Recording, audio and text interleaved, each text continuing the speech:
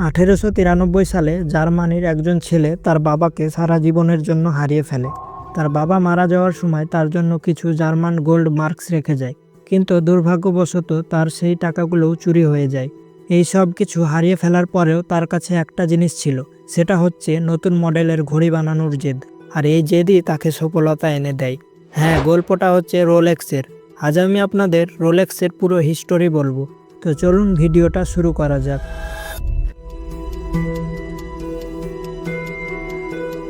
1881 সালে জার্মানিতে একজন ছেলের জন্ম হয়, যার নাম হান্স উইলড্রফ।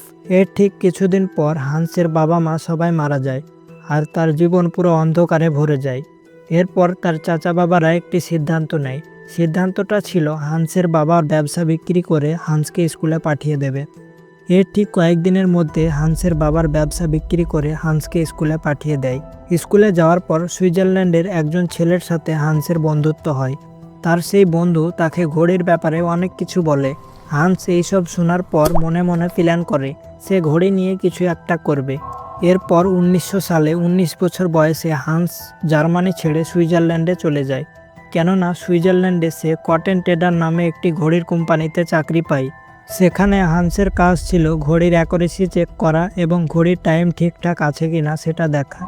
আর এই কাজ করতে করতে হান্সের নতুন ঘড়ি বানানোর আগ্রহ বাড়ে।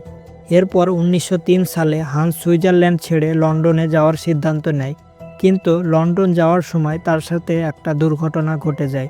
হান্সের বাবা মারা যাওয়ার সময় হান্সকে যে 33,000 জার্মান গোল্ড মার্কস দিয়েছিল সেগুলো সব চুরি হয়ে যায়, যা ভারতীয় মুদ্রায় প্রায় 15,51,000 টাকা। এর ফলে হান্সের জীবনে অনেক বিপদ আসতে থাকে, কিন্তু এই বিপদ ভুলে গিয়ে হান্সের সামনে যাওয়া ছাড়া আর কিছুই করার ছিল না। এর ঠিক কিছুক্ষণ পর হান্স লন্ডনে পৌঁছে যায়। লন্ডনে পৌঁছানোর পর সেলস মার্কেটিং নামে একটি কোম্পানিতে চাকরি পায়। সেখানে সে চাকরি করতে করতে একটা জিনিস খেয়াল করে দেখে, ঘড়ির কোম্পানিগুলো ঘড়ি বানানোর থেকে ঘড়ি ডিজাইনে বেশি টাইম দিচ্ছে। আর এটা প্রত্যেকটা বড় বড় কোম্পানি ফলো করে, কেননা একটা ভালো জিনিস বানাতে গেলে সেটা নিয়ে ভালোভাবে রিসার্চ করা খুবই গুরুত্বপূর্ণ। আপনার রিসার্চ যদি ভালো না হয় তাহলে আপনি সেটা যত ভালো করেই বানান না কেন সেটা ভালো হবে না। তাই প্রত্যেকটা বড় বড় কোম্পানি রিসার্চে অনেক টাইম দেয়। আর তখনকার মানুষের ডিমান্ড ছিল টেকসই ও সুন্দর ঘড়ি। এর ঠিক 5 বছর পর হান্স একটি ব্যবসা করার সিদ্ধান্ত নেয়, কিন্তু ব্যবসা করার জন্য হান্সের কাছে কোনো টাকা ছিল না। কিন্তু ব্যবসা করতে গেলে তো টাকা লাগবে। এর জন্য হান্স তার ভগ্নিপতিকে ব্যবসায় নিয়ে নেয়।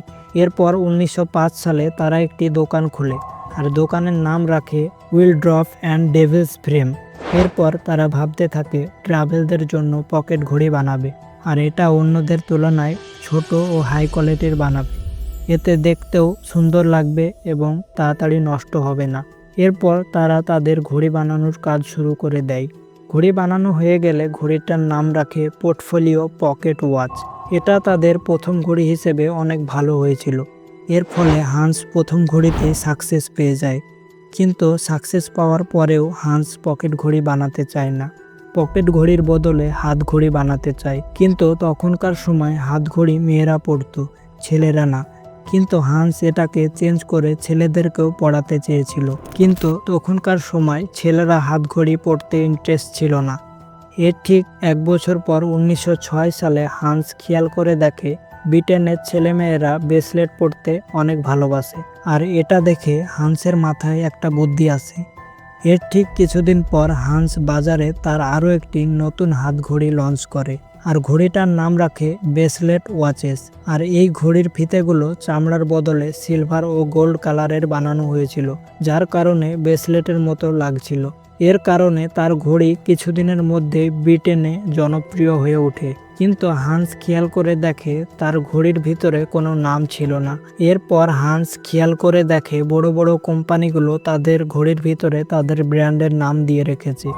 এরপর হান্সও ভাবতে থাকে তার ঘড়িরও একটা ব্র্যান্ড নাম দেবে, আর নামটা যেন ছোট হয়, যাতে ঘড়ির ভিতরে খুব সহজেই ফিট হয়ে যায় এবং যে কোনো ল্যাঙ্গুয়েজে খুব সহজেই পড়া যায়।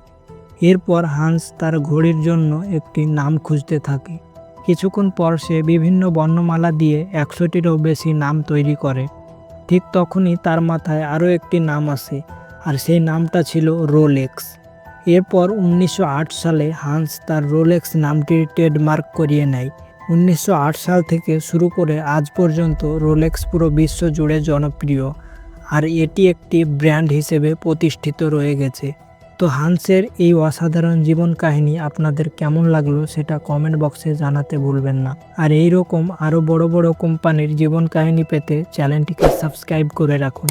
দেখা হচ্ছে নেক্সট কোনো ভিডিওতে, ততক্ষণে সবাই ভালো থাকুন।